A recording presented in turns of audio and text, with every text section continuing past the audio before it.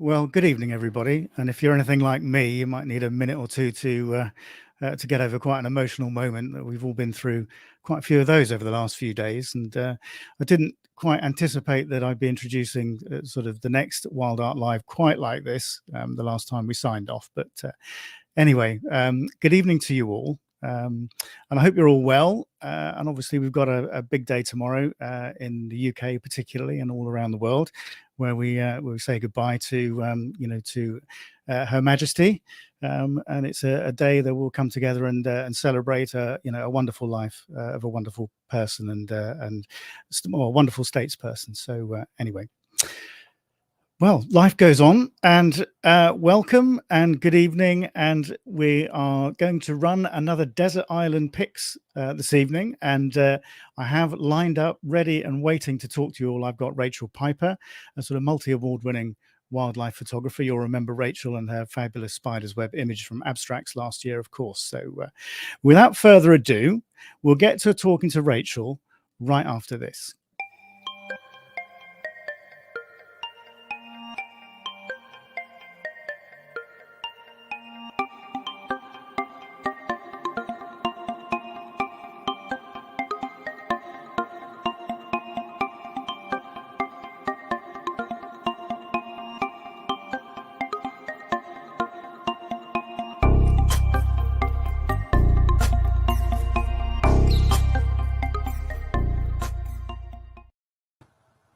Hi, Rachel.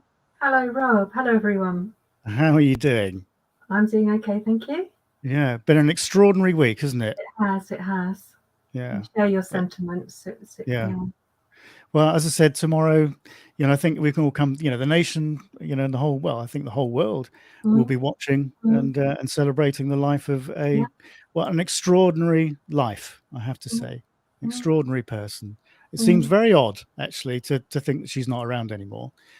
Because she's just been a constant in virtually everybody who's alive in the UK. She's just been a constant throughout their lives. I keep saying Prince Charles still. Yeah, I know, and they still do on the media at times as well. They still make that mistake, but we've been saying it for so long. It's a really difficult habit to break, isn't it? But anyway, no, extraordinary times. But anyway, but we're here to talk about photography. So welcome to Desert Island Pics. Thank you for inviting me. Well, thank you for spending the time. And I thought we just sort of you shared an image with me. You sent me an image, which is I'll share with everybody now, a very old image. Well, you can explain to everybody what this image is. So if I bring it up for everybody. Okay, so when I was probably about 11 or 12, I got hooked on photography. This is actually the darkroom that my father set up. He built the enlarger using old tin cans and magnifying glasses out of, I don't know what they came from, old telescopes and things like that. It was very lethal. The chemicals, I think, probably stunk to high heaven. The actual enlarger was attached to a socket in the ceiling. And I do remember once getting an electric shock from it and not telling anybody. I'm still here. Did the curly hair give it away? I lived to tell the tale. Yeah. And then, progressed from there, sort of, building my own darkroom, working at Kodak using their camera club. And I loved the darkroom, but I couldn't go back to it. Well, the thing is, you actually kind of love the digital darkroom now, don't you? Because we'll see with some of your images. So is that the sort of main influence? Do you think is that sort of that sort of initiation, if you like, in the darkroom? Yeah. The best bit in the darkroom was waiting to see the image develop, and then I think when you go into Photoshop and the image first comes on the screen, I get that same feeling. You don't quite know what to expect. It's just not as messy and not as smelly. And you can turn it off and start again the next day. So. Exactly. Or you go right back to the beginning and start. As you say, start again. Yeah. But, no temperature checking, no nothing like that. Yeah. No, we'll see some of your. Yeah. Cheers. Well, as we said before we went on air, I did. Hold on. Put it in front of the camera might help. Yeah. Cheers. My tipple of choice, red wine, as people will know by now. Either that or gin and tonic, but summer's over. So Well, I these did sort of go. cold I went autumnal downstairs nights. to get a glass of water, but Yeah. Ended up came being back with beer. a beer. Yeah, well, fair enough. I think you're allowed. Yeah. So, well, I'm just about to say to everybody, actually, if you want to, pop by and say hello or ask Rachel any questions as we go through this evening, then please do put those in the chat, and I'll do my best to catch up with, the questions and people saying hello, as we go through the evening. So don't be shy. Do drop by and say hello and ask some questions. So, shall we get on and share your first image and talk about that? And this is an image that, well, is really my introduction to you in a way, because this was from the first. It was the first Bird Photographer of the Year competition, wasn't it? It was year one, yeah. And we ran a category called Creative Imagery, which was, and as everybody will know, that the rules for digital manipulation in competitions generally tend to be relatively tight. They don't allow you to do much. And part of the Bird Photographer of the Year competition, when we sort of first set it up, I was quite keen that we had a category where you could just do what you wanted, and there were no rules, because I just thought that would be a lot of fun. And you came up, with this image, which you did quite well with. Hold on, let me bring it up. And I really love this, and I still love it, and all these years later, because that was what, 6-7 years ago now. It was it 2016, I think. Yeah, it was. Yeah, I think the awards presentation wasn't it? Yeah, when we all met at Bird Fair. Rob Reed and Chris Packham. Yeah, well, yeah. I don't think my name goes in the same sentence as Chris, to be honest. But I tell you, that was a really, really nerve-wracking experience for me that day. Oh, I can imagine. It was the first. It wasn't the first time was it the first time? I think it might have been the first time no, it wasn't the first time I met him. I met him the year before at Bird Fair the year before when we did the introduction. But I'd only met him a couple of times, and it's quite nerve-wracking to actually produce, an event which he presents. And then but I quickly got over that, and then I was photographing it as well, I seem to remember, and all that sort of thing. So you did brilliantly. and then we did a book signing afterwards. But of course, you came on, and was it bronze you won with this? Oh, I got runner-up. Runner-up. Oh, that's right. Because we didn't do that in the first. Second place, it was runner-up that year. I think for me, what was nerve-wracking was because Chris is the one to speak his mind. Yeah, he certainly, particularly about photographs. Yeah, and actually, when he did this sort of critique on it, and I was watching it, I was like, what's he going to say? But he was very kind to me. Yeah, it was nerve-wracking. He's a lot of fun, and he does those things very, very well. Yeah. If anybody who's out there listening to this has went to one of those Bird Fair events, which is sad because that will never happen again now. Not like that, but they were a lot of fun, and he was. We always overran. We had 45 minutes to do this, and we always overran. But I don't know anything about overrunning. I mean, it's very, very difficult actually to keep things, to a short sort of time frame. But it all seemed to go very well. It was all very slick. Yeah. So. From the outside, I don't know what was going on. Well, you would want to see what was going on in my head at the time. It was nuts. But anyway, no, it all worked. So it was all good fun. So tell people about this image and what was the thought process and the inspiration behind it? Because I just thought it's so nicely balanced, and it's so extraordinary. I just loved it first time I saw it. I love styling memorations. I love anything that's unpredictable. So that was the first thing. You go and you see something different every single time. Yeah. And then I looked at the image and I thought there must be a way to sort of capture the movement. So I experimented with different filters in Photoshop. And I think this one shows sort of direction, and because you can't actually sort of identify them necessarily as stylings, I think you get more of the sense of the movement. You see what I mean? It's almost like you've got a slow motion still, if that's possible. I mean, it's a bit of a contradiction. I think it's very dynamic. And that's really difficult to capture in a still image sometimes, isn't it? It's that sort of Yeah, sense of movement, and you know, people that, I mean, most people will have seen styling murmurations, I'm sure, that are watching this, and I see so many images, as I'm sure we all do, of the sort of shapes that they make in the sky with lovely sunsets and this, that, and the other, and they're all really nice, but they're not that different because we've seen lots of images like it. And whenever I've shot starling murmurations, I always think to myself, how can I do this differently? How can I? It's a really difficult thing to do, but I think you've done this brilliantly. And the trees, you know, in the lower part of the frame really just sort of center it. I think, you know, really sort of give it some, you know, you give it an anchor point, and I think it's marvelous. One of the best murmuration pictures I've seen, you know. And I know that, you know, there are certain, you know, I know there are people out there that, you know, don't like the sort of digital manipulation so much, and they're more purists. But I think, you know, this, you know, you often express yourself in this way, don't you? Yeah. I mean, I love experimenting in Photoshop, creating new ideas, having a different interpretation on something, which is why it's lovely to have a competition that does allow, you know, manipulation afterwards. Some people sort of see it as cheating, but I always say what I've done, and you know, it's just art to me. Yeah, and I think that's the point, isn't it? I mean, if you know, if we're talking about competitions and you're breaking the rules of a competition, then that's different. But you know, photography is about just expressing yourself in your art and your art form in whatever way. And Photoshop's just another tool to use. I try not to use filters in Photoshop just for the sake of it. Yeah, I try to do it if I've got a purpose, or, you know, want to just get something completely different. Yeah.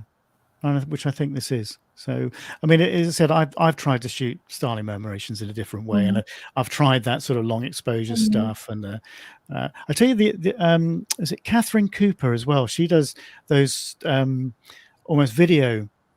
You know, she puts together lots and lots of images from video capture. So she has those sort of long trails, but they're not blurred. They're all quite sharp, but they're very, very close together because of the high frame rate. So she gets these trails and things like that. So that's another interesting way of doing it, you know, which I think is completely different. But I mean, I tried sort of zooming right into the group and just not including anything else, no sort of space around them and things like that. And that gets quite interesting as well. But it's sort of marvel at the whole experience anyway, don't you? I mean, how do they do it? Yeah, I mean, it is just incredible because all of a sudden, out of nowhere, you know, I remember the first time. I mean, is this Ham Wall? Or? This is actually Tring in Hertfordshire, and I've never seen. I've only seen them. I think it was 1 year that they were there. Yeah, right. Because the first time I experienced it in any sort of in any numbers was at well, Avalon Marshes actually, but that's Ham Wall. Avalon, the same I mean, thing. I went to Ham Wall last year. Yeah, which is an amazing place. But it's incredible. You just sit, as you know, you just stand there, and all of a sudden you'll see one or two small groups of birds, and then within seconds, you know, these great big clouds of birds just appear out of nowhere. And I think the first that evening, there were estimates that there were probably 800,000 birds. You know, and for 10 minutes they're flying around, and then you've got the marsh harriers coming in, you know, taking advantage of these sort of large groups of birds and you know, and having a good time. and then all of a sudden, as soon as you know it sort of arrived, it's gone because they've roosted, and all of a sudden it's incredible. Does anyone know how they did it? Because I think if it were me, I'd just be bumping into everybody, going sorry. Exactly. I mean, how do they avoid each other? It is just amazing. Maybe they don't always. Well, who knows?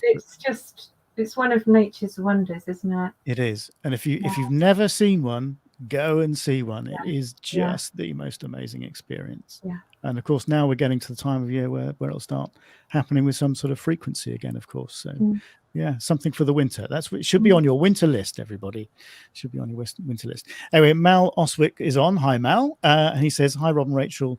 Hi. Mal's in North Yorkshire, of course. Okay. So what question about? Because I do tend to like to ask questions as we go along, as you know. So my question for you this time is, and I think, you know, we talked about this just before we came on air, is what was your first camera? We'll go for the first SLR, shall we? Yeah, because my first camera was a 126. You probably won't know what that is. Yeah. Here's one I prepared earlier. Mm. This is my first, isn't my actual first SLR. I got this on eBay just to see how it felt. This is a Zenith B. Yeah. So we're talking about a heavy Russian camera with no light meter. So I'm that old. So you went round with a light meter in your pocket? No, I didn't. I learned how to gauge the light from a very young age. Wow. And presumably that's still a skill that's transferable today anyway, isn't it? Yeah. I think it taught me a lot, because I used to have to work. I could look at the light and then decide what I was going to do. And of course, it was film, so you couldn't afford to have, lots of film. So Exactly. I was sort of probably by the time I got that, I was in my early teens, I would have thought. Yeah. So it's not a question you could go away and fire off 1,000 frames, and no. And if none of them worked, it didn't really matter. No. And then sort of go into the darkroom and develop the film, and Yeah. But developing it yourself must have been a real thrill. Yeah. Have you ever done? You've developed film? No, I've never developed film myself. No, I wasn't very good at it. I used to get marks. I used to really find it hard not to get drawing marks. But wow, amazing. That in itself is a skill. But just, I mean, if anyone's not seen the process where you have to put everything in a changing bag and you do everything, like in a black bag, you've got your film in there, you've got your scissors, you've got your canister to put the film in, and you're trying to put it onto a reel all in a bag in the dark with your hands in it. So I mean, it just seems so antiquated now, doesn't it, when you think about it? Well, it does, but I mean, that was that was what you did at the time, wasn't it? Well, some people did. I didn't. In the old days. In the old days when we were young. Well, you still are, Rachel, but I mean, old people like me. Anyway, Alan James is on, and he says hi, Rob and Rachel, and Jane O'Connor's on as well, and she says hello, Rob, Rachel, and Alan, and Mal as well. Say hello to Mal, Jane. Anyway, right, shall we see what's next? So this, again, I've picked quite a few images that you did quite well with in competitions, because I thought that was quite an important thing to sort of show people the things that you've done reasonably well with, and explain the reasons why. So this was IGPOTI, wasn't it, or International Garden Photographer of the Year? Yeah, this was highly commended in IGPOTI, International Garden Photographer. Yeah. So explain a bit about this image and so how you put this together. It went through lots of processes, and again, I've said I love experimentation. As a child, I used to love kaleidoscopes. The old ones you sort of look through. Yeah, the unpredictability of the patterns, and I love that sort of thing. And it sort of takes me back to that, working in the software and not quite knowing what the outcome's going to be. This started off as a hydrangea skeleton, and I actually go around often as not with a piece of black card or something. That's how I love black backgrounds. Yeah. And I did notice that it got raindrops on, and I did notice that the blue sky was reflecting in these. If I held the skeleton at a certain angle, which created the blue, which I absolutely loved. I blackened the background so it's completely black in Photoshop. And then I took it into, I think it was Coral Paint Shop Pro. Yeah. And then did some work in it in that. So it's gone through several stages, and I don't always document everything I do. I think I just like to create something different every time. But it's interesting to hear you talk about, the things that you noticed when you actually took the image itself, because this isn't completely Photoshop generated. The colors were there, and you just exploited what you've taken. The original photograph is just one individual skeleton petal. Yeah. So you can see the original within it. Yeah. But it's to have that to have that brain to put this together. I mean, I certainly wouldn't have done this. My brain doesn't work that way.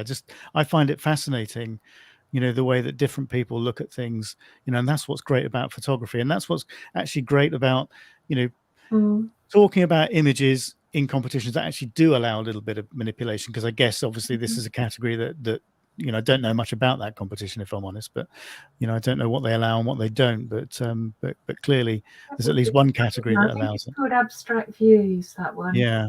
Actually, Big Potty is the competition that allows the most photographic manipulation. It actively encourages it. But I think there's a place for everything. I think there's a place for that. There's a place for sort of conventional photography. And yeah, absolutely. But it's sort of opening people's minds to, if we step away from competition photography, you're creating these things because you love doing it. And competitions presumably are just that's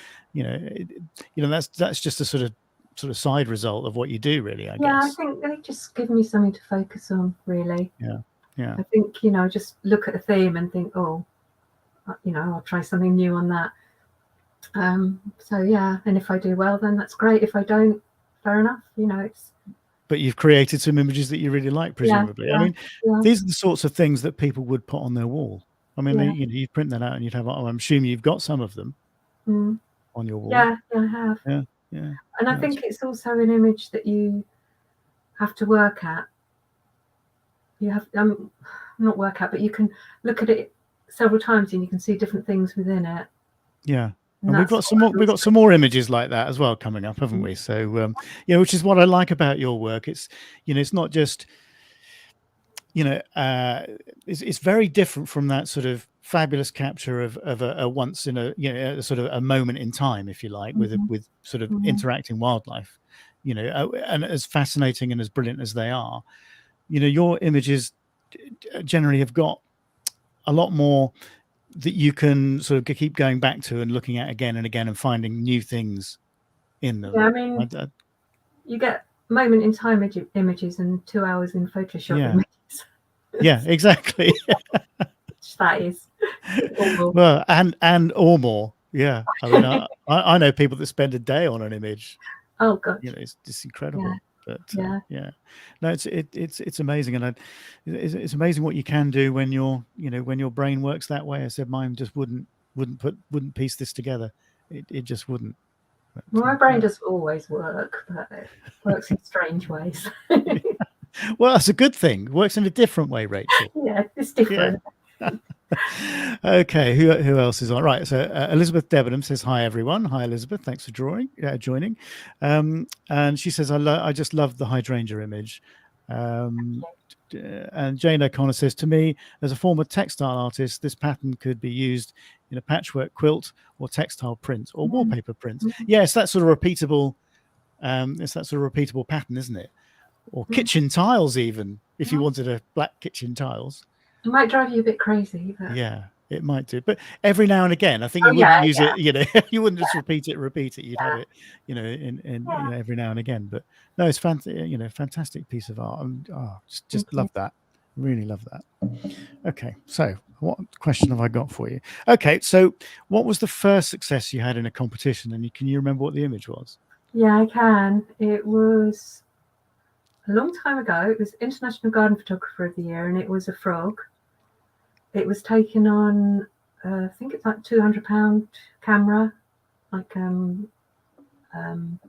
a bridge, a bridge I suppose it would have been. It was a frog looking at me. It was in a makeshift pond, which was my daughter was quite a bit younger at the time and living at home, and she'd made a pond out of a plastic box, a blue plastic box, just and put some water in it, and a frog moved in. And I think that showed me that you don't have, I have got a nice camera equipment now, but it shows that you don't have to spend a fortune to get good images. Yeah, absolutely. I've seen well, we've had images that won stuff in Bird Photographer of the Year with GoPros and phones and all sorts of things. So relatively inexpensive compared to some of the other equipment that's out there. And that actually was exhibited at Kew, which I was really proud of. So, wow. Yeah. So that was the sort of momentum to think, yeah, I can do it. And I think if you put your mind to it, and anyone can. Yeah, exactly. It's not. I keep saying it's not. I mean, equipment helps.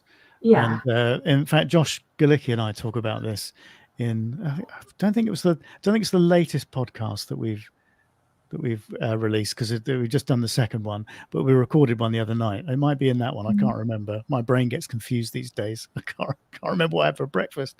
But yeah, wine that might help. Yeah, exactly. I think it might. But no, we talk about that. It's the most important is the latest one we've done, so it's not been released yet. But we talk about that, and we talk about the most useful tool you have is what's between your ears, basically, rather than the equipment, which obviously helps. I mean, the better the equipment you've got, the more opportunity you might give yourself. But I think the best tool that you've got is what's between your ears. So I mean, it's like when you go to something like Wildlife Photography of the Year exhibition and you see all these exotic places that people, have taken photographs in, and you think, well, you can just go in the garden and you can find something amazing. You don't have to spend a lot of money on equipment. You don't have to go to exotic places. Exactly, yeah. There's beautiful things everywhere. So yeah. Here. That's what I say. Well said. Okay, what have we got next? Talking of frogs. Yeah, because they're one of your favorite subjects, aren't they? Oh yeah, they're just so fascinating. I think it's to do the sort of highly reflective skin and the behaviour, not necessarily this behaviour, but yeah, and the eyes, and they're so sort of charismatic. I mean, aren't they? I've taken quite a lot of photographs of frogs and seen my own reflection in the eyes. And there's so many different colours. You don't realise just how many different textures and colours that frogs come in. They are very variable, aren't they? In the same species, and they're really variable. And I love macro photography more than anything, and I think that's one of the reasons I like frogs, is because when they're too busy, in the spring to notice you can get up close and and look them in the eye. And I also this I think this was the last British Wildlife Photography Awards before lockdown. And I think that's highly commended. And I also like it because it's black and white. I don't do enough black and white, considering how much time I used to spend in the darkroom. Yeah, it's funny, isn't it? I mean, I just done an article actually for Birdwatching magazine about, which isn't out yet. It'll probably be in the next month's issue or whatever. When I talk about black and white photography and how perhaps it's it is a little bit sort of underrated and forgotten about, because obviously the color of wildlife is amazing and everybody wants to portray that, but actually I do like the simplicity of black and white. And the message that can convey, well, rather like the coot behind me on the wall. So you can't quite, camera's not I've seen that one before. Lined it up. And I just like the simplicity of that. Again, talking about black backgrounds, which you like. Also, sometimes color can be distracting if you've got lots of colors, or if you've got a lot of color in the background. I think sometimes you can literally focus more on the actual image if it's black and white. It can be more impactful, can't it? Because as I said, you don't, as you say, you don't get that distraction of the color, and all the focus is on the form and the texture and the and that sort of thing. So, and the structure of the image. I've learned that frogs aren't very romantic, though. No. Well, I do, as you know, I do the local toad patrol, organise the local toad patrol in the village, and this year we had quite a lot of frogs, actually more frogs than we've had before. And I love that. I mean, you can, when people first start helping out, they find it very difficult to tell the difference between a frog and a toad, but after a while they know instantly, because they behave so differently. I mean, they are very different to look at. Yeah, they are. I mean, it's the eyes mostly, isn't it? Yeah, it is. But the frogs, you can just tell, because they're much more active on the road. They're much quicker. They're much more agile.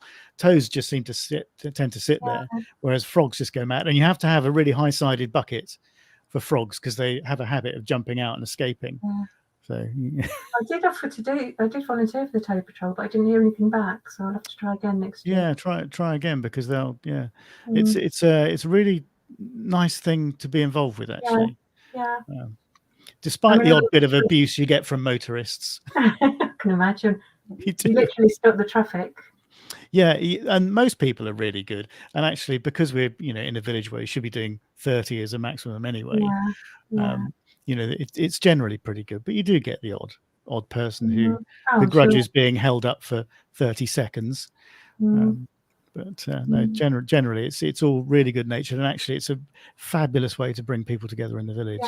And it's been really good. Yeah, it's been really good. So I recommend everybody try that out. It's really good fun. Okay, what have we got next? Yeah, so this goes back again to your sort of love of sort of, I guess, patterns and abstract images and colors. So tell people a bit about this image. I think it's one of the many images I've taken where anyone watching me will probably think I'm a little bit mentally unstable. Because I'm sort of standing, I can't remember where this was taken, but I know it was in amongst the trees, and I was sort of waving my camera up and down. Down.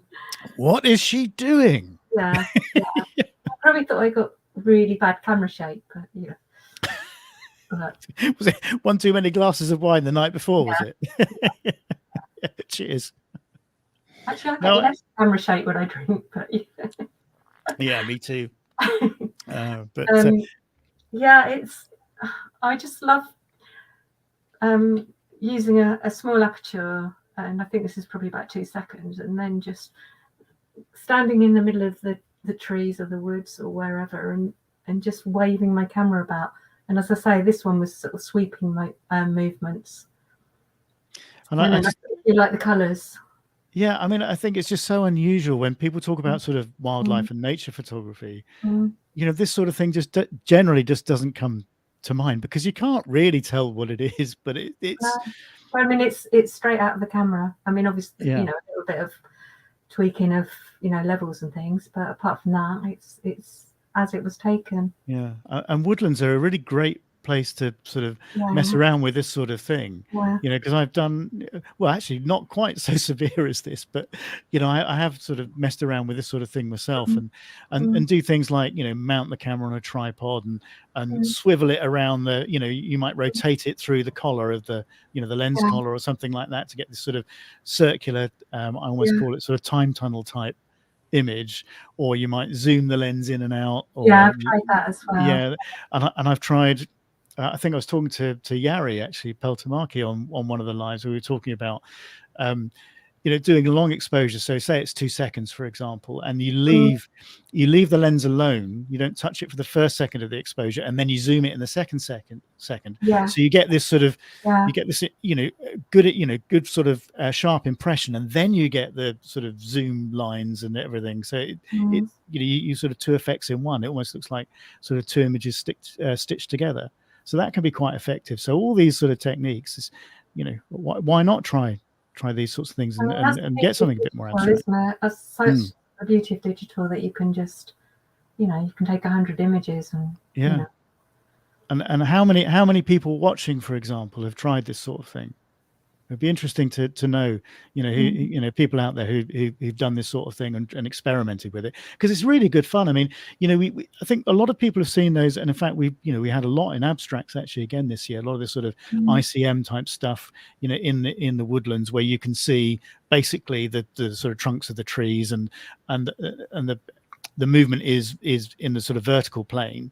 And you get all this sort of nice effect. I mean, some stunning stuff. But there was actually some other really quite inventive stuff going on as well, and it mostly within woodland actually. I mean, it's using the camera to create artwork, different sorts of artwork. A lot of them you can see as paintings. Yeah. And this is what wild art, I guess, is all about. It's about creating images that you put on your wall. Yeah. So Mal Ostwick says, Rachel, do you generally have a favorite exposure length when taking these images? That's an interesting question. It's probably between about 1 and 2 seconds. Yeah. Yeah, if I do it for any longer than 2 seconds, it doesn't seem to work.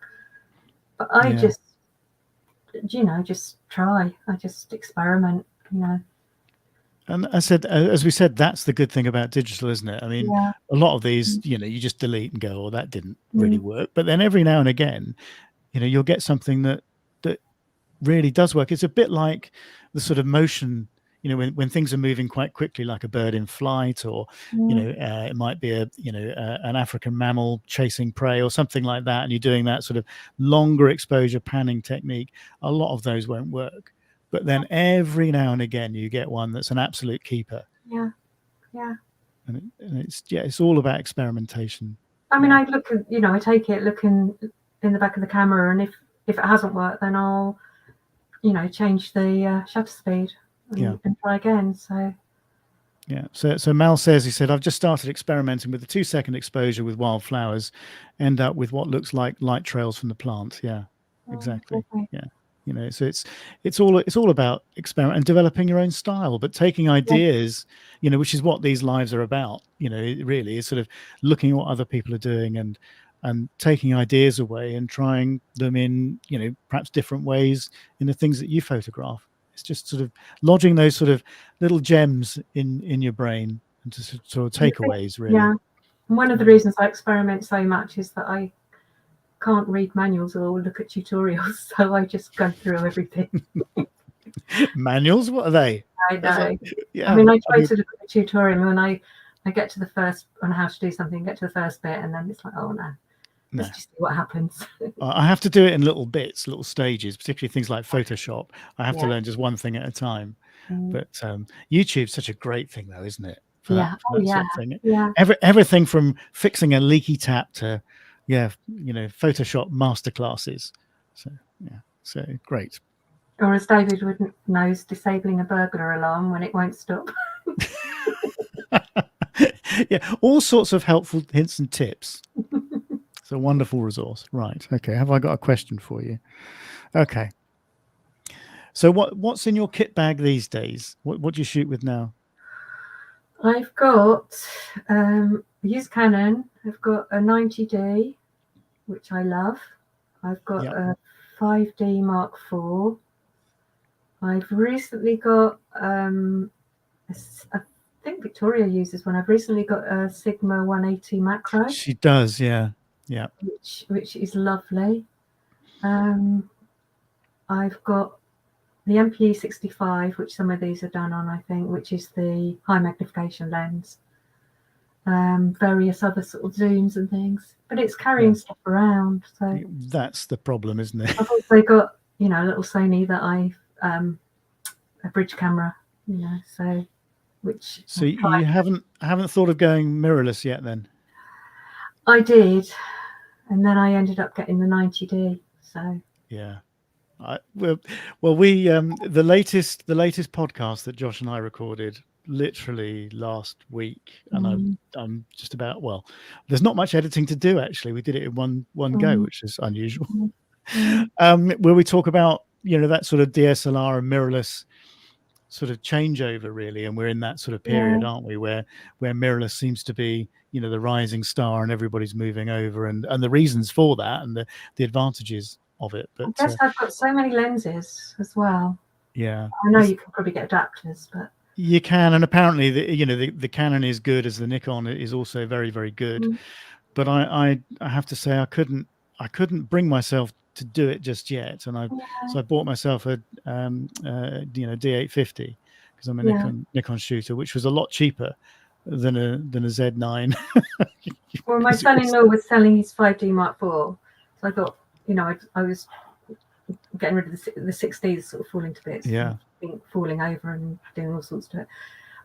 So I bought that from him, and so I got the full frame camera, but I also like to have crop sensor, so which works well. But I'm so pleased with the 90D. It's a really lovely camera. So mirrorless next time. Yeah. Well, I've had the original, the very first Mark 1 5D. I had two of those, and I just thought when they came out, that was an absolute game changer of a camera. I remember. Mm. Oh, it was just an incredible piece of kit. And now look where we are. I mean, it's, Mm. you know, I know. You just, I just say it's mind-boggling, really, when you it's think about it. completely mad. You But never have predicted it. no, exactly. But what sort of kind of puts me off a little bit with the Z9 and everything else is not just the, buying the camera body. It's then the adapter. Then you're going to get dragged into buying all the new lenses because you do get sucked into this stuff. What's the weight of the lenses then? Is it? Or the new ones, the new Z mount lenses, or they're lighter. I think they are lighter.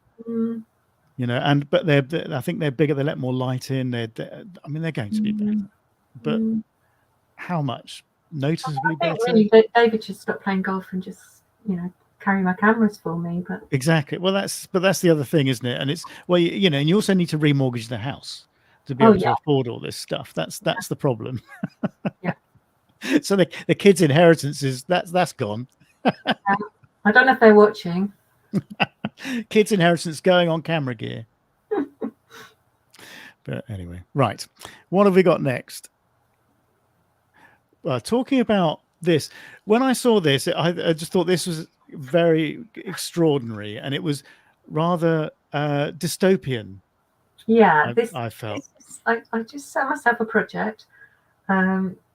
I called it Future World, and I did a series of about 20 pictures in which I imagined a world where the plastic and other waste produced by mankind had evolved into creatures. And in this one, the pheasant is meeting this sort of soulless creature of the future that's going to take its place.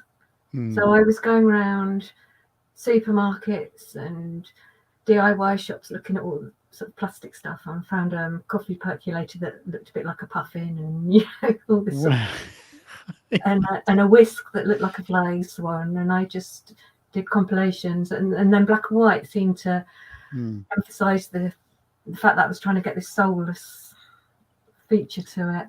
What strikes me is you really have that sort of mind of an artist. It's almost that sort of Tracy Emin approach of it's almost like the unmade bed. This it's so different. You don't want to see my unmade but it's so sort of left field, but just shows to me the kind of artistic brain that you have. And I think it's really quite unusual in the sort of photography or wildlife photography circles to for somebody to think like this and create this sort of thing. I mean, particularly picking a pheasant, which in a way is most people would view as certainly in the UK as a plastic bird anyway, and a symbol of everything which is wrong about the environment in the UK and the way we approach it. So I hadn't thought of it from that point of view. Yeah. I mean, when you think that the damage that they do, and the numbers in which they're released without any form of control or license, is incredible. In this day and age, and when you think about that, that's why I think it's very, very poignant with what you did, and you're picking that species in particular. I mean, they are such beautiful. The colours are just. They're beautiful birds. Yeah. But they just shouldn't be here. I mean, I did photograph in preparing for it. I did photograph a lot of sort of plastic tools and utensils, and I did go around sneakily around the DIY shop, sort of photographing. You didn't get arrested at any time, did you? I don't know if it's illegal, is it? No, I don't think it is. It just looks a bit dodgy. I think I probably look suspicious because I was trying not to look suspicious. Yeah. I was trying to surreptitiously photograph things. Have you ever been approached by police asking questions when you've been photographing things? No. I have. Not for that. No, I haven't. Have you? Yeah. I was doing a job in London once, photographing landmarks for some company or other. I can't remember now. It was a few years ago, and I knew that the police are quite tough in London, and well, they were being at the time, and unreasonably so, because you have a right to photograph things in public places without any interference. And so anyway, when this company said, "Oh, we want a picture of this, this, this, this, and this," and I said, "Right, okay, you need to write me an email which clearly sets out your instructions, so I can carry that around, because I just had this feeling that I might get stopped." Anyway, so as it happens, I was outside Buckingham Palace, which is a bit weird given current circumstances, but I was there for probably half an hour waiting for the right light, and I had a camera on a tripod and everything. So anyway, so it took about half an hour to get the image that I wanted. Anyway, took the image I wanted, packed my gear up, walked around the corner, because the next thing on the list was Victoria Station. So I kind of walked around the corner, and all of a sudden, this 4-wheel drive police thing sort of mounted the curb in front of me, pulled over, and these guys got out with semi-automatic weapons strapped across their chests, and basically interrogated me. And so I pulled out all this paperwork and said, "Look, this is what I'm doing, and actually I have a right to do this." Blah blah blah. But no, they really wanted to know who I was, where I lived, what I did for a living, all this sort of stuff. Yeah, it's quite intimidating in a way. But, I mean, I don't know if a man's more likely to, be pulled over than a woman, probably. I really don't know, but I mean, I know at the time the sort of terror alert was quite, it was quite high, and you just think, well, if the stupid thing is, would I be sat there if I was a terrorist? Would I be sat there, in plain sight like that and be so obvious about it? It's a bit silly, really. But anyway, so that's my tale of being questioned by the police. So it'd be interesting if anybody else has had those experiences. So anyway, right. So it happens. Yeah, but the thing is, I used to carry this card around actually from one of the organisations that I used to belong to, which actually spelt out the law to the police about photographing in public places, because a lot of them didn't know what it was, and they'd do things like try and get people to delete images of their memory cards and things like that, which are stories I've heard of. Okay, so a few comments coming in. So Crystal says this is brilliant, referring to your the image on the screen. Elizabeth says surreal. Alan James says the police like to use Section 43 of the Terrorism Act. Yeah, it's well, you've obviously got experience, Alan. I did have one experience where in Aylesbury there was a tree full of waxwings, and it was in someone's front garden, and they'd given photographers permission to go. Yeah. And there were rows of birders and photographers with zoom lenses standing outside this person's house, pointing their cameras, and the neighbour came out. What have they done? What are you doing? Yeah. they thought their neighbour had done something, in the paparazzi were there. Oh, it's funny, isn't it? And that would have been about 12 years ago, because I remember that, because that was one of those sort of real sort of eruption years, wasn't it? When they amazing. Amazing. Yeah, they're incredible birds. I remember it, because I remember they're coming into the car parks in the in supermarkets after all the cotoneaster berries and things. So yeah, good stuff. Right. Okay, what have we got next? So I love the simplicity of this. Again, this is your love, the love of your black backgrounds. But tell people about this image. I just love photographing dandelion seeds, dandelion clocks, and you can take 1 million photographs and you get something different every time. Different light, different angle. It's this one. I think the black background was actually just the fence, because the dandelion seed was in the light, and it might have been a tree behind it, so the background was quite dark anyway.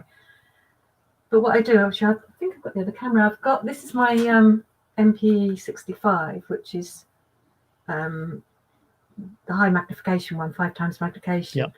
And what I do, I mean, obviously don't have any issues with picking a dandelion, so call it dandelion clock, and taking the seed off it, because then, blow them into the air and you get lots more.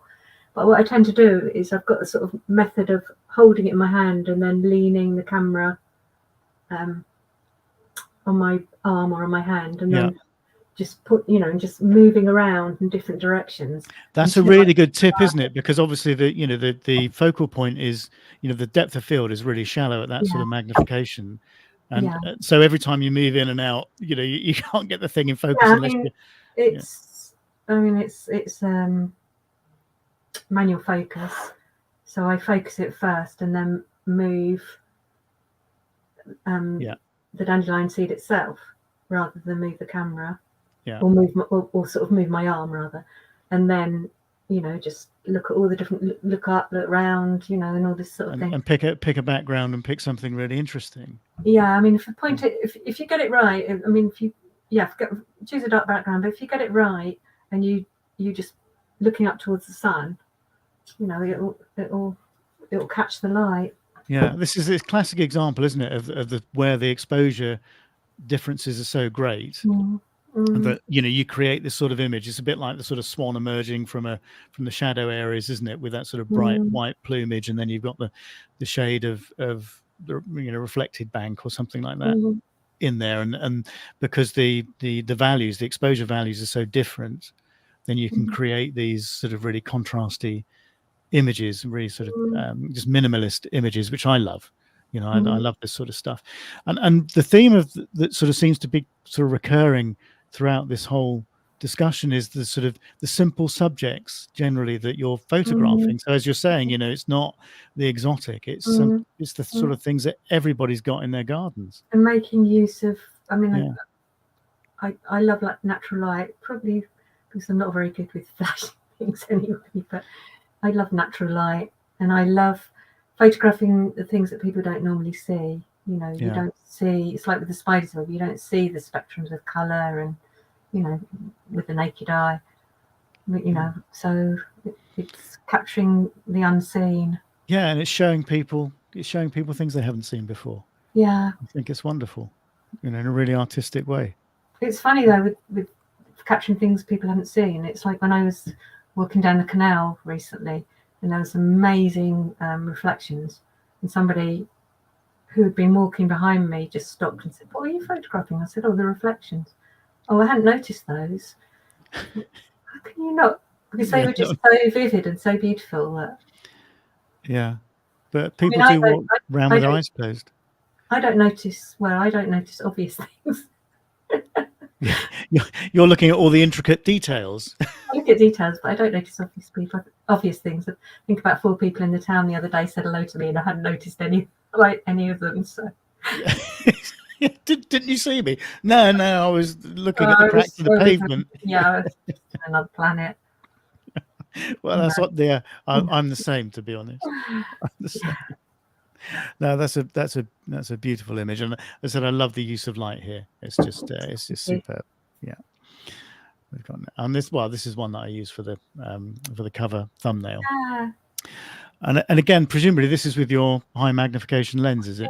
I was doing this exactly the same as in the previous image, but going in on, I think, probably 5 times magnification, so going in closer, and just trying to capture the spectrum, the strands of light. And then I thought, oh, what's that? And there was a spider in it, so which I hadn't noticed. I mean, this sort of, that lens just opens up a whole new world, doesn't it? Yeah. It's not easy to use, to actually get the focus. I mean, it's quite a narrow sort of depth of field, so so to actually get the eyes sharp was quite hard. But again, so it's a skill in itself, isn't it? You can take a few, and you don't have to take one picture. And the spider was quite happy. Well, that's the good thing about digital, isn't it? You just keep going. I mean, often what I do, if I'm doing something handheld for whatever reason, and you're trying to get that critical point, is I'll just move the camera in and out. I'll just take a load of pictures as I'm doing it, and hope that one of them gets the critical point sharp. If I can't put it on a tripod and zoom in with the screen, sometimes I don't like to, because I just find them a bit of a hindrance in most circumstances. But if I'm photographing things like flowers and I want to get a certain point in critical focus, then I will put it on a tripod if I've got room and I'm not damaging anything, and then I'll zoom in really, really closely on the screen on the back, and then to make sure that I've got critical focus before I take the picture. So that's the way I tend to use tripods. But no, I just find that they just hinder the process. I'm probably too impatient. I just want to get want to get the picture, move on, sort of thing. Yeah, it's funny, isn't it? It depends. So with plants, I really like to get it right. Yeah. And I know what I want. Yeah. I mean, I do a lot of like lying on the ground and using the grass, the grass or the earth, whatever, or propping my camera on a fence post or something like that. Sort of like makeshift tripods. Well, people around the village know me well enough to know they always come across me lying in the mud somewhere, in the local woods or playing fields. On more than one occasion, people are going, "Are you all right, Rob?" Yep, I'm absolutely fine. I know. I was photographing bees drinking in a pond once at work. So I worked at Ashridge Business School, which has got quite big gardens, and it used to take me about an hour to get across the lawns because there was always something. I was photographing bees on the lily pads that were drinking, so I'd got my head like in the pond practically.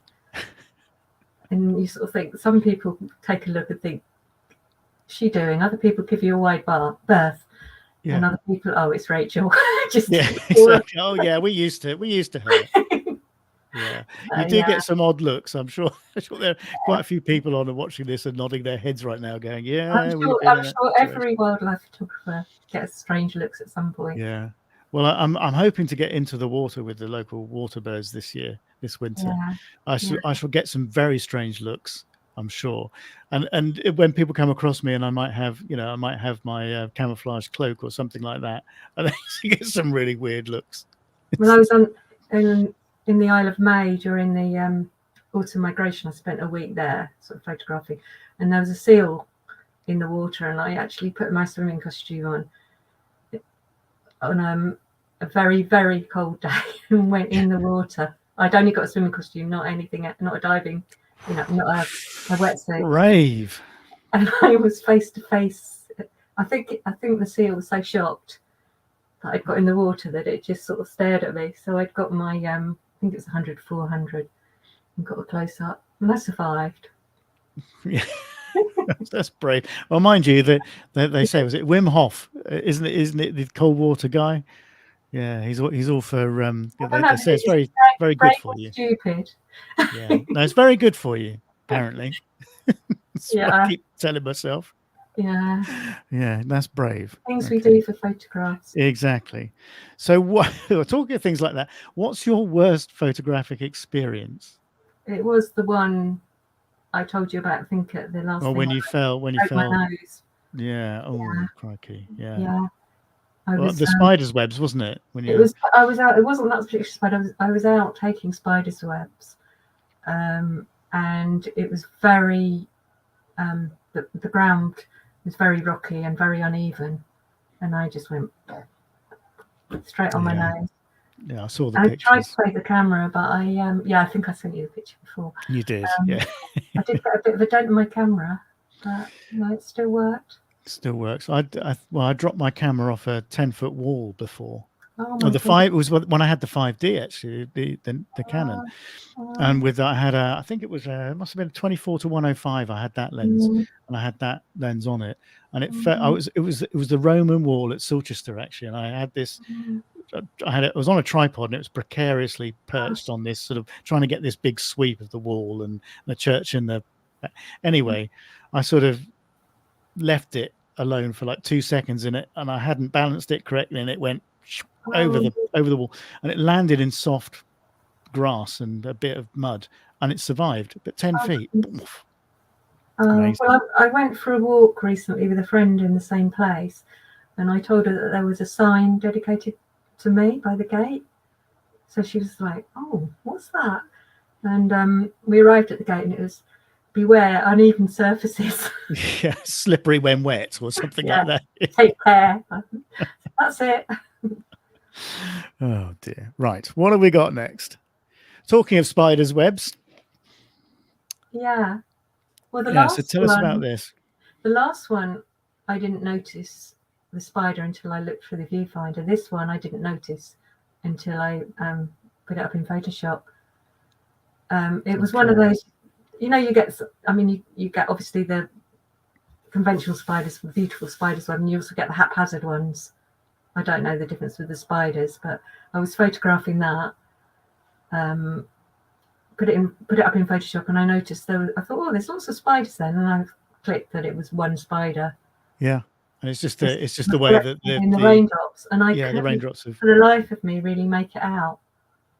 It's just, I think it's extraordinary. I don't think I've seen it like that before. No, it's repeated so many times. I mean, in every drop, even if you zoom in on the small ones. Yeah, it's just incredible. It's like this sort of, it's just a chance shot. Yeah, it's almost like those bits of amber, isn't it, where you've got the insect inside and you've got the spider inside. It's amazing. It's incredible. I'd have been delighted to have taken that. And again, it's your favorite black background. Are you putting a black card behind that, or are you just photographing into shadow? Yeah, I think that was a bit of card. Yeah, I mean, it's just so easy just to take a bit of card with you. Exactly. It's a really good thing to have in your bag, actually, isn't it? Even a bit of white card or something like that, which you can use as a reflector. And particularly now we're coming up to fungi season, of course. That would be that's a really good thing to use with things like fungi, is just sort of bits of sort of white card and that sort of thing. Do you photograph fungi much, or? Sometimes, yeah. I haven't done a lot, but yeah, I find it fascinating. Yeah, I'm looking forward to that, actually. I really want to do a bit more of that this year. Yeah. Because I've played around with it before, but not got anything I'm really happy with yet. So no, and of course I've got I've got Savernake, actually, Savernake Forest, which isn't that far from me. Yeah. So is that near Marlborough? Yeah. It's next to Marlborough. So it's an amazing place. I mean, from treescapes through to plants and it's just incredible. The fungi there are going to be really amazing. Do you know Matthew Oates? No. Oh, he's the butterfly expert. I went to his birthday party in Savernake Forest, and it was fascinating. It's such a beautiful place. It is a lovely place. It's great. It's quite big, so I haven't explored all of it yet, but it's good because I can take Sky there as well, and she can run around. Yeah. While and she comes back exhausted. You get adders in it, don't you? Oh yeah, I think so. Yeah. But then that's a species that's really declining as well. It's I remember, I grew up in a place which next to a place called Pamber Forest, and that was really good for adders, and the black adders as well were quite common. Really? Recent years that the numbers have just absolutely tanked for some reason. I don't know why, but I remember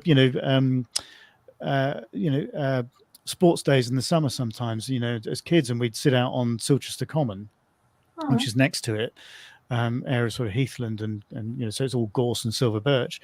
We'd see adders when we were on the playing field. Wow. And I think I've only ever seen about 2 in my life. Really? Yeah, they're quite shy, actually. Yeah. But it's generally during the sort of early spring, that sort of and when they come into the breeding season, and the males just got one thing on their mind. Yeah, we saw one in Minsmere. We saw one in Minsmere early in the year, but we would never have seen it. Somebody was looking through their binoculars, and I don't know how they spotted it. Yeah, no, they do blend in quite well. Yeah, it's amazing. But no, I love them. I think they're fascinating creatures. Fascinating, really charismatic, but very, very shy, very misunderstood, actually, as well, I think. Yeah, because I think people, spiders, they're misunderstood. Yeah, absolutely. Well, Jennifer hates spiders. She can't look at pictures of spiders.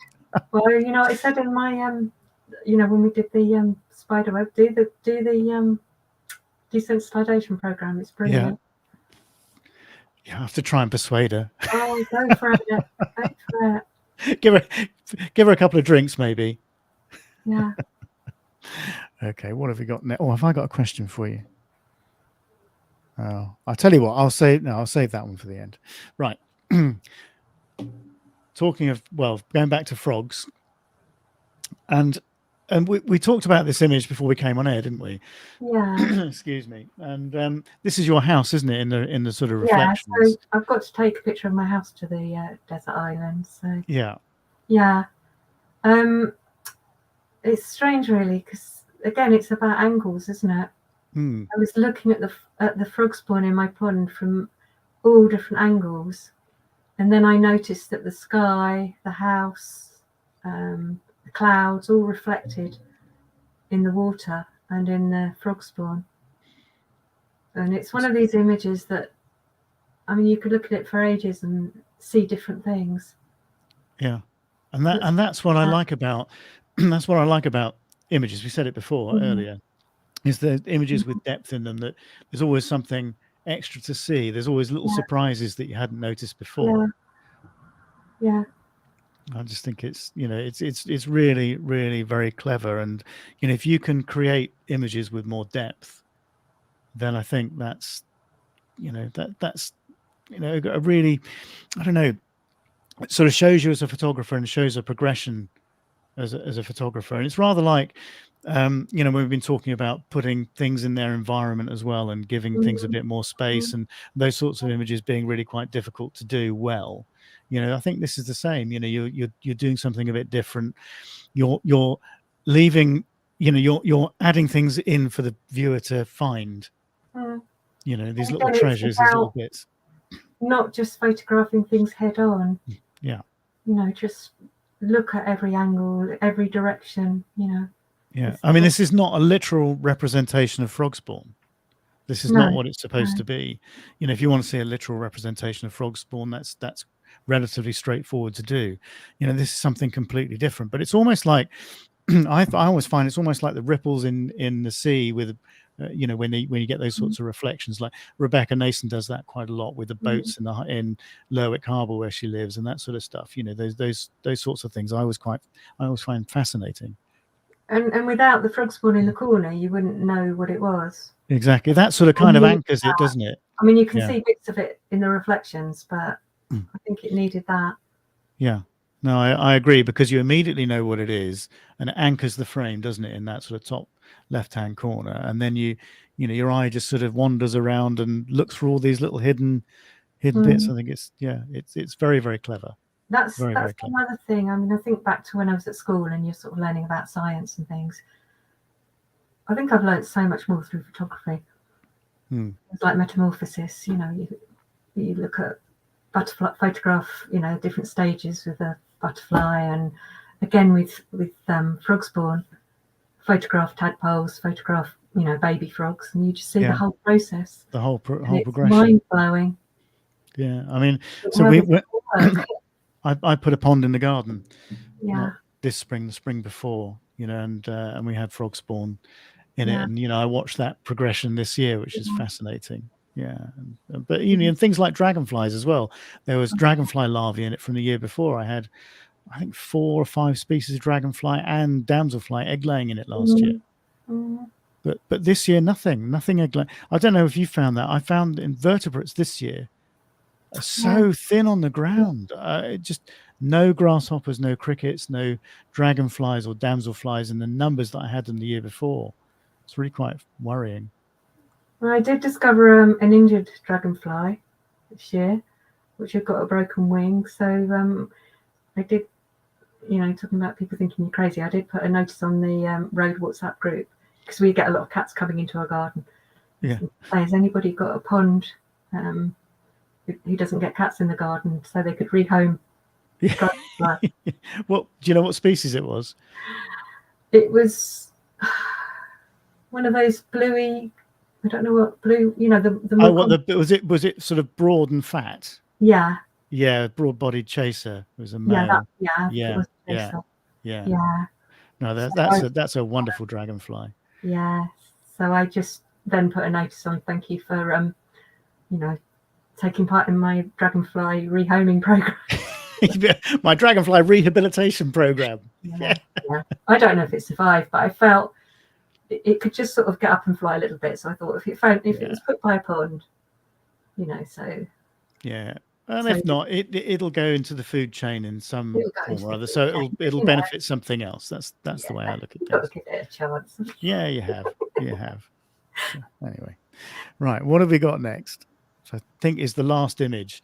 So again, this is this sort of, almost sort of surreal look at things and this interpretation you have of the natural world, sort of, you know, basically sort of being sort of born out again in what you're doing. I think it's fascinating. So explain this image to people and This one, what I it is. think this got highly commended Nick Potty, but it was, I think there's probably about a 2-second exposure and a small aperture, just moving the camera deliberately, but more sort of dance. The camera was more like dancing, sort of, Yeah. just doing lots of different shapes. And I called it Symphony of Leaves because it just made me think of music. Yeah, it's also like sort of musical notes, doesn't it? Yeah, just sort of disappear, musical notes going into the air, and and again, it's this thing of not knowing what's going to happen, the kaleidoscope, looking through this kaleidoscope, not knowing what pattern you're going to get until you look properly. Do you write poetry? I have done in the past. I was going to say, because you have a very poetic way of describing things. Oh, right. And it seems that, and I think you're very artistic in what you do in terms of, the photographic process. And I often find that, people that look at things the way you do are actually quite good at, things like poetry as well. So that's why I asked. I enjoy writing. Yeah. No, it's just, yeah. It's extraordinary. It's just an extraordinary look at, and a very, very different approach to wildlife and nature photography, which I really wanted to share with everybody, because I think it's good to look at the way different people approach subjects, to give people sort of little gems of ideas that they might be able to take away and use in their own photography. So I hope that we've achieved that by looking at these images, Rachel. I think it's just YouTube, isn't it? You got 10 photographers and they'll all see something different, and they'll all capture it in a different way. Yeah. And it's sort of, it's sort of taking that your own photographic journey, isn't it? It's enjoying that process. I think it's and not knowing where it's going to go. I think that's the most exciting bit about it, is you don't know, what's going to happen next. Yeah. So what is next for you, or do you not know, or what sort of, have you got a project in mind over the next few months, or? I've been actually doing more artwork on the computer with that. I'm trying to not take as many photographs.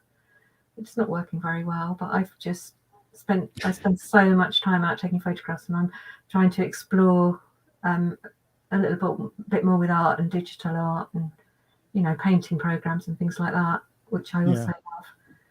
But I don't know, I suppose with autumn coming up, probably more of this sort of thing, in the autumn, with the autumn leaves. Yeah. Again. No, I mean, autumn's such a wonderful time. Yeah, trying to find new ways of capturing autumn colours through the camera. Yeah. It's probably this is on the agenda. Yeah. No, it's certainly it's certainly different. I'm looking forward to seeing what you come up with, because I just love the way your brain thinks. Yeah. I haven't got a clue. So Maloswick says, amazing image, Rachel. What was the actual subject that you were capturing in this composition? So autumn leaves. It was leaves. Yeah. It was leaves. Were they? Presumably they're still on the tree because you. Yeah. I think that might be in beech, actually. The sort of colourful beech tree. It's my favourite tree. The beech. Yeah. I just think it's so.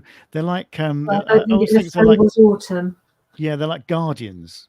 They're so sort of straight and tall, and I just love them. They're just sort of, and it said the colours in the autumn are just fabulous. We've got a stand of beech just up the hill from us. We've got a footpath out the back that we literally can just go out the gate and up the footpath to the wood, and we got the first thing we get to is a little stand of beech trees.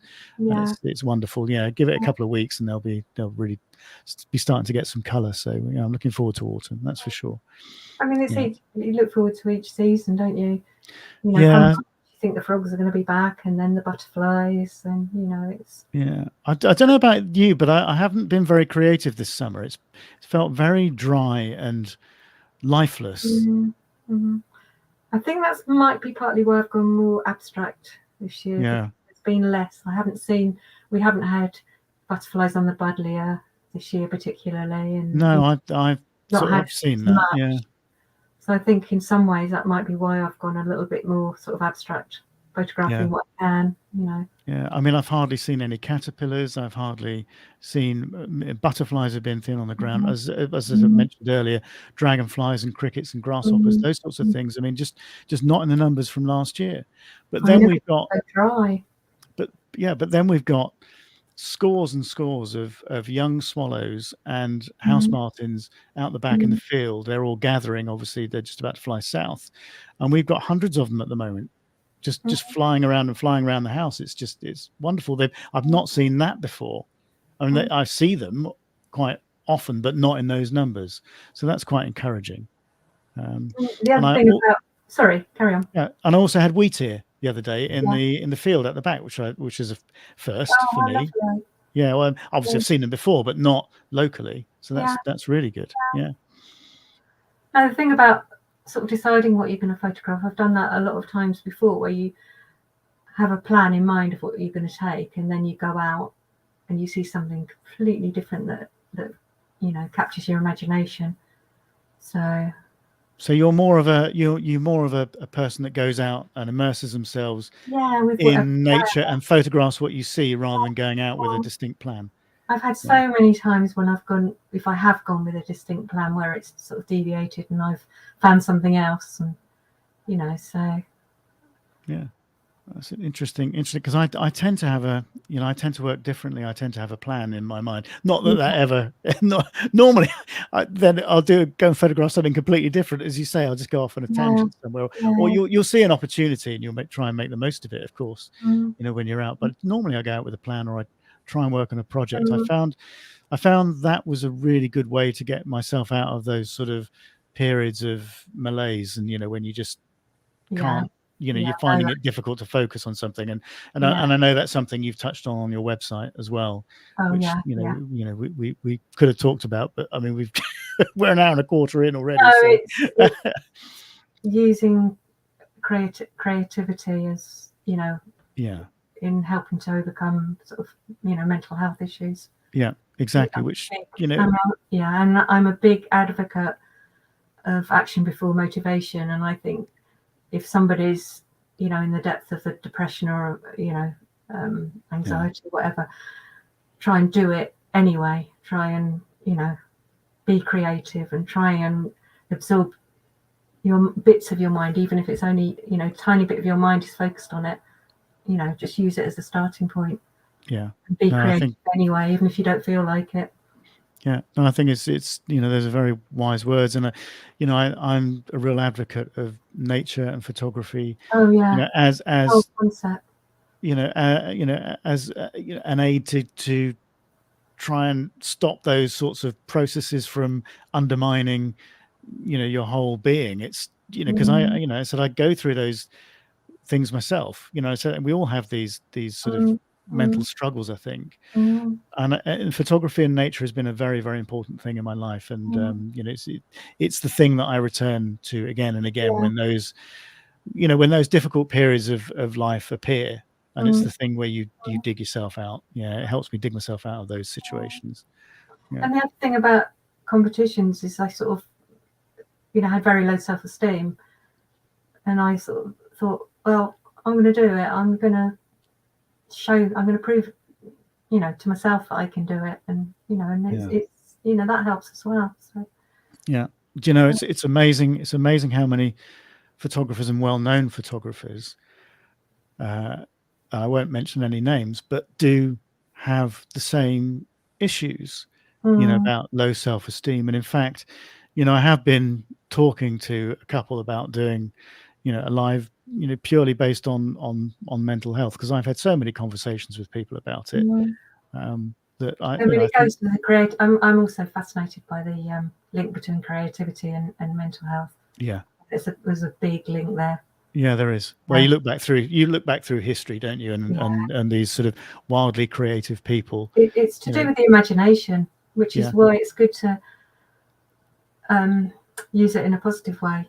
Yeah, I mean, it could be artists or comedians and all those sorts of things. You know, there's loads of people that spring immediately to mind that sort of fit into that, into that category. That's for sure. You know, and I've obviously had issues, but anyway, that's a subject for another day. Subject for another day. So being Desert Island Pics, we obviously need to sort of be true to the where I nicked the idea from, of course, which is the BBC series Desert Island Discs. So they always ask, which one of these would you save from the waves if you had to? So which picture would you save? Oh gosh.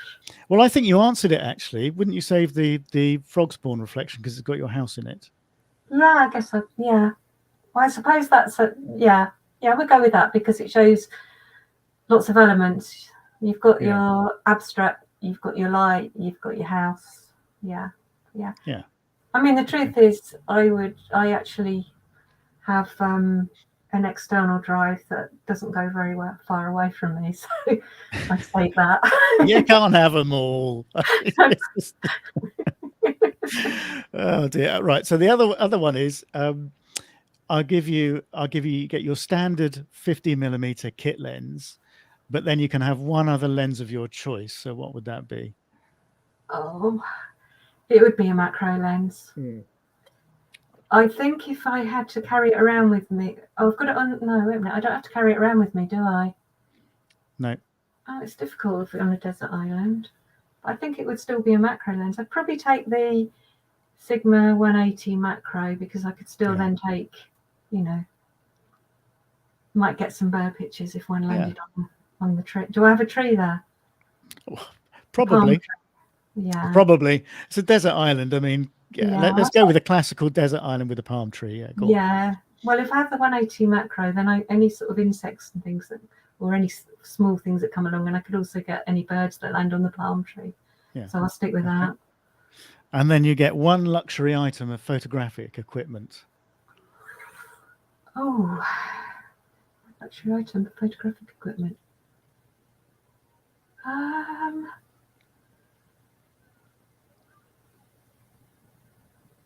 think it'd have to be. I honestly can't think of anything. I'd have to have a lens cap because that's not a luxury item, is it? No, it's not a luxury item. I can't think of anything. I didn't think about that in advance. Give me an idea. Oh, I don't know. How about a reflector or something like that? Yeah, actually, I've got a white reflector because it's going to be hot there, isn't it? Yeah. Yeah, I'll take that then. All right, it's yours. Yeah, because I might get too much sun. Yeah. Rachel, thank you so much. It's been really interesting. I'll tell you what we'll do. Let's stop sharing that screen and we can bring you up large for everybody to see. Right. Yes. So thank you very much. It's been fascinating to talk to you and fascinating to get your view on on photography and see the way you look at things. Because I said it's a completely different approach. To a lot of people. It's been really, really good, and I hope that people have taken something away from this. It's given them a few ideas, and they can lock those away, and perhaps do some experimentation using some of these techniques. Particularly with autumn coming up, as we say, it's a really good time of year to do some of this sort of abstract stuff. With experimentation, just try everything. Go into Photoshop, try pushing buttons, and see what happens. Yeah, and isn't it that is a famous saying? I can't remember who said it, but you learn more from your failures than you do from your successes. Absolutely. So that's true. And that's the way I look at it. And you've always got the undo button. Exactly, you've always got the undo button. Okay, brilliant, Rachel. Hang on the line. We'll have a quick chat afterwards. I'll just do a sort of quick wrap up. Just catch up with a couple of images. There's one more. So Alan James says, thanks, Rob and Rachel, all sorts of new ideas here. Well, that's the whole point of it, Alan. Hope you got something from it, and look forward to seeing what you can come up with a few of these things. So Mal says, thank you, Rachel, for some good ideas, even the use of a piece of black card. Well, there we are. All the simplest of things. And Elizabeth Debenham says, enjoyable chat. Thank you. Our pleasure, Elizabeth. Hope you got something from it. So brilliant. Okay, so that's it. Thank you very much for watching. A couple of things, I guess, before we wrap up. That abstracts, the judging for that is underway. We're pretty well, quite a long way through that. Hopefully there'll be a top 100 out in the next week or so, so look out for that. Next live is going to be next weekend when we're going to do the winners announcements for Human Nature. So join us on Sunday. I think that's 7 o'clock next Sunday, 7 p.m. UK time. So join us for that, where I'll be joined by Rebecca Nason and obviously some of our winners. So well, in fact, I've got to sort that out so this coming week. So join us for that next Sunday. And don't forget that monochrome is our category for September. I can't believe we're in September already. We're a good way through September now. So that's being judged by David Tippling, as you know. So you've got until the end of September to enter that category. And then we're into the final category of the year in color, and obviously don't forget about the best portfolio prize as well. And I'm tempted to leave that open maybe until the end of November. I'm sort of working on that at the moment and deciding what we're going to do with it, but I might give people an extra bit of time on that one, because it's, you know, it's 10 images representing the 10 categories. So excuse me.